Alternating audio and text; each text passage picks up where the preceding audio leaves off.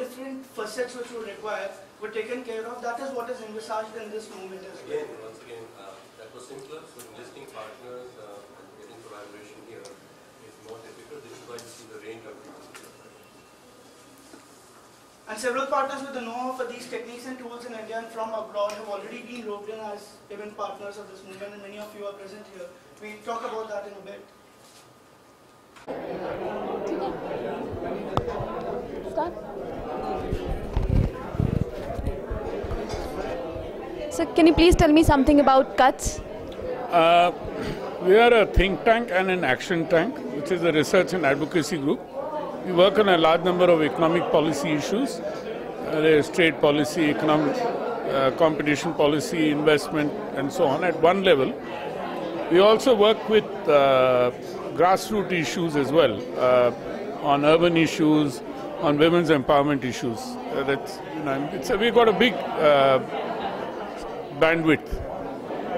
And we are an international NGO. We are headquartered in India at Jaipur in Rajasthan, but we also have centers in Geneva, Nairobi, Lusaka, Hanoi, and Accra in Ghana. Sir, as you said that you have worked in the grassroots level also, so what do you think is the one basic problem of the MSMEs in India? Basic problem of MSMEs? I think it's an Inspector Raj. By the way, I've run a small-scale unit myself, and I was my company's labor welfare officer and managing director. A very small unit, at that time. It's a superman's job to run a small-scale unit in India. And the Inspector Raj is really very, very sort of retrogressive in order to allow SMEs to grow. And there is a new law, I'm told, to reduce the number of inspectors and have it in a cluster. But I don't think that is being implemented on the ground.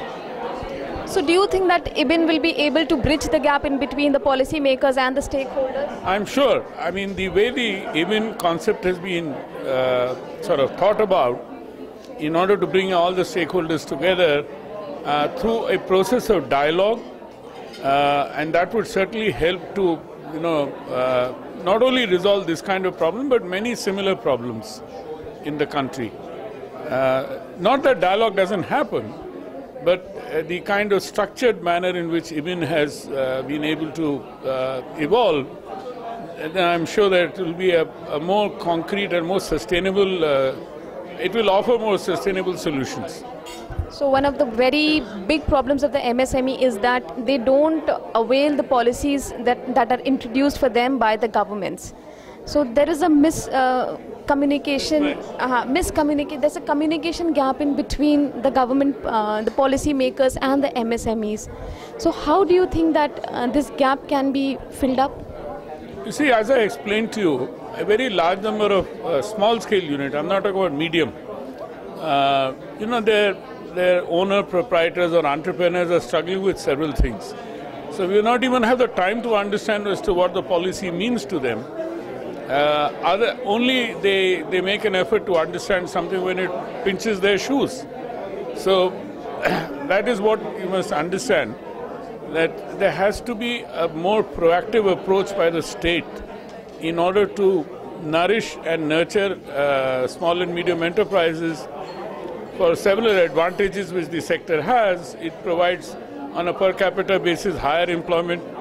It is our biggest export earner and so on. So I don't know where is the problem. And then of course there is part of the problem also lies on the part of the entrepreneurs themselves, which comes from the Indian DNA of being dishonest, So you can't blame everything on the government.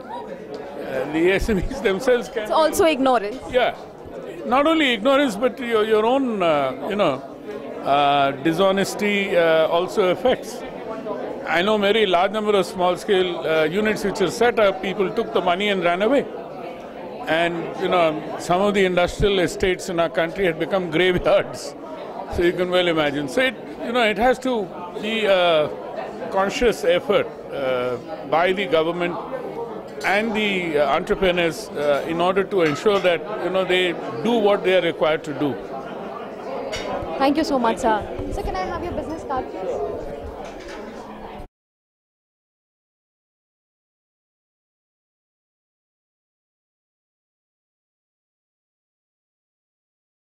something which we did not capture in our film because it was just getting too long.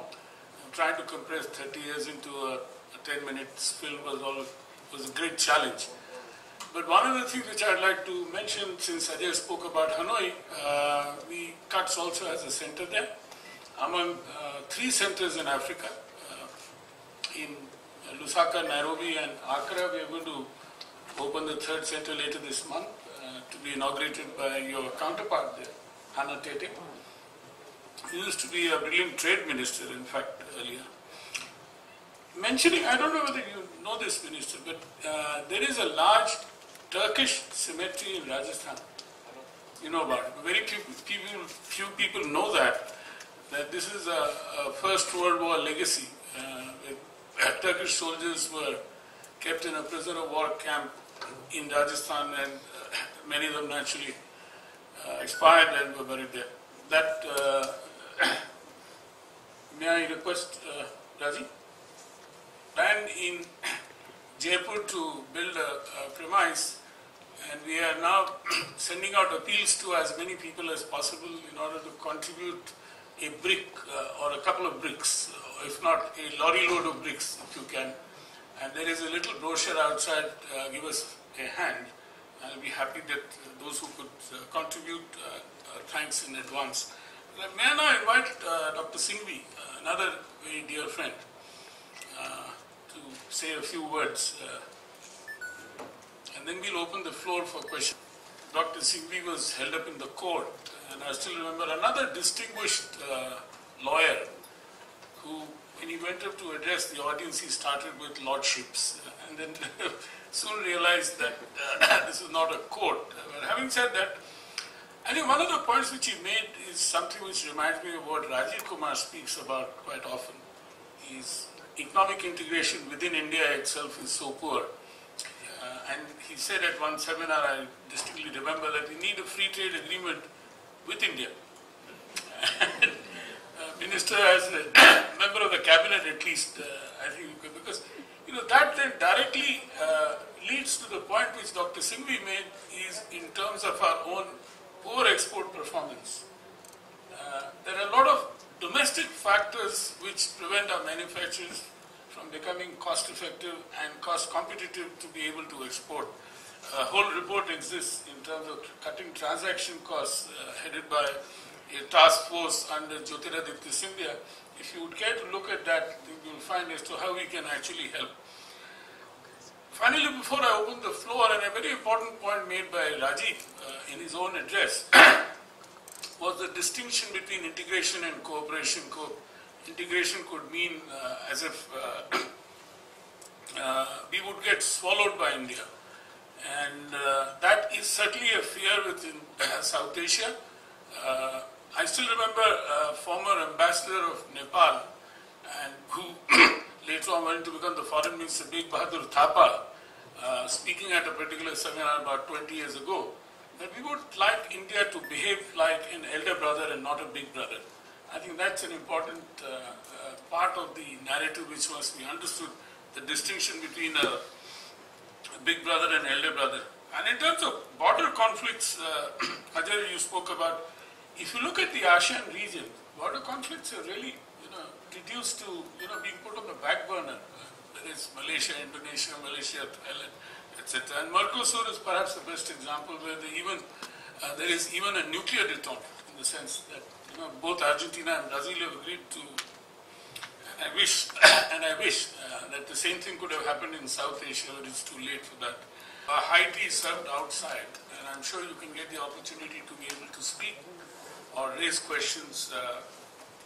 And since the chair wasn't here for most part of this evening, let me try and summarize this discussion, this very rich discussion.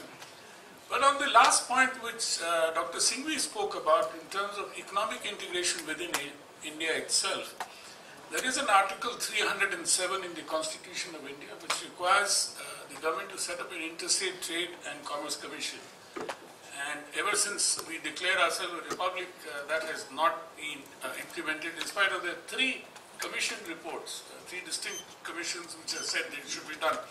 And may I take this opportunity to request both Dr. Singhvi and Shri Khurshid that as members of the ruling party, they could look into this very important aspect, and it is certainly one of the roots of our several problems. I mean, you pointed about this issue about politics or federalism and so on and so forth. India is a sui generis country in many ways. Even if you look at a regional agreement, we are a country which is divided into two and then three and so on. So we have different sort of dynamics in this, and we cannot really compare ourselves with any other regional agreement or any other regional arrangement or regional cooperation.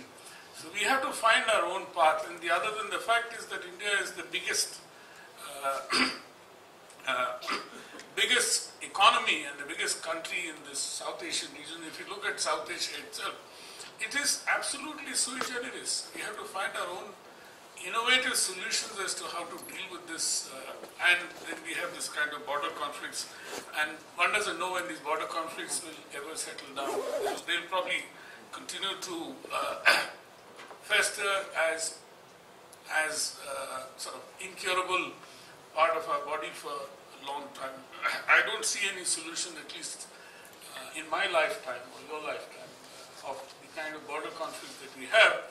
Even on the exchange of little enclaves between India and Bangladesh, where we have an agreement, because of domestic politics, we are not able to implement it. And there is an interesting story about it, but I will not take time to go into why we have about 200 plus 200 little enclaves of India in Bangladesh and Bangladesh in India. I'm just talking about one particular aspect. Now, Sanjeev, you spoke about Africa, of course, as has already been clarified. This seminar was, or this lecture was focused on India and Asia, and indeed both Government of India and a very large number of people in India recognize the fact that in Africa we have the roots which Shri Khurshid spoke about, and those need to be nurtured and nourished, which we at CUTS are trying to do in our own little humble way. And in doing that, we are supported regularly by the British government, the Norwegian government, among several other governments. What we call is trilateral development cooperation. And we hope that the Ministry of External Affairs, which is talking about this Indo-Africa Fund, would also one day be able to work with us. We have built up a fairly good reputation. In fact, this is the 6th 30th anniversary lecture. The 7th anniversary lecture is being held in Nairobi by Mukisa Kitui, who is the incoming Secretary General of UNCTAD. The 8th 30th anniversary lecture is being held in Accra to be addressed by Hannah Tete, who is the Foreign Minister. So we are doing a lot of work in Africa, and as Dr. Singhvi suggested, we'll do a special event on India and Africa.